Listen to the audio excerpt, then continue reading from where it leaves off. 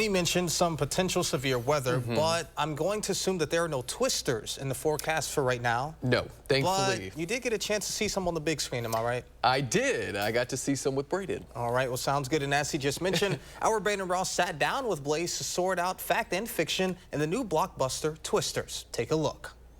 All right, we have our snacks. Yes. We are here for one thing only. Let's do it.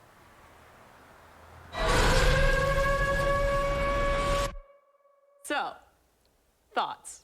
Thoughts on Twisters. So, I'm going to be biased being a meteorologist, given that I was around when Twister, the iconic movie that it was, first came out.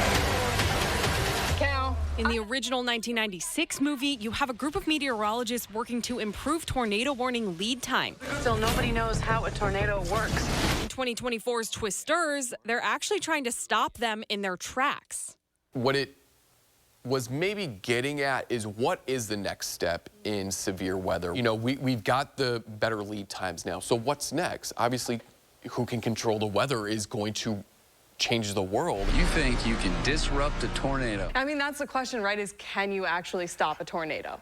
And in theory, and I'm going to be saying this a lot, in theory, probably. The meteorologists in the film launch chemicals into the air to cause the tornado to dissipate. That produces a lot of rain, which then produces a lot of cold air, which then, as they say in the movie, chokes the tornado, which is, in the science, what would kill a tornado.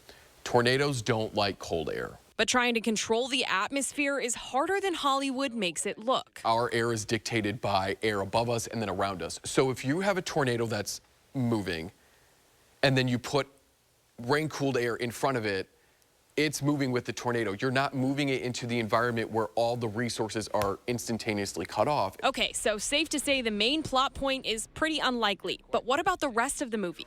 It does blur this line of, yeah, it's for Hollywood, but we got to be careful. They seek shelter underneath an overpass. Never go under an overpass. You're much safer to get out of your car and lie in a ditch. There's many points where, you know, they're getting very, very close to these tornadoes, if not in it, in just what looks to be a normal car, which you should never do. We've unfortunately lost some very experienced storm chasers to storm chasing. So again, even experienced meteorologists, experienced storm chasers, because these storms have a life of their own and can very quickly strengthen or weaken, it is always kind of a gamble. This year, Wisconsin has seen 42 confirmed tornadoes. That's almost double the yearly average, and it makes 2024 the fourth most active tornado season in recorded Wisconsin history. But if you do see a tornado live and in person instead of on the big screen, just remember, Hollywood doesn't always get it right.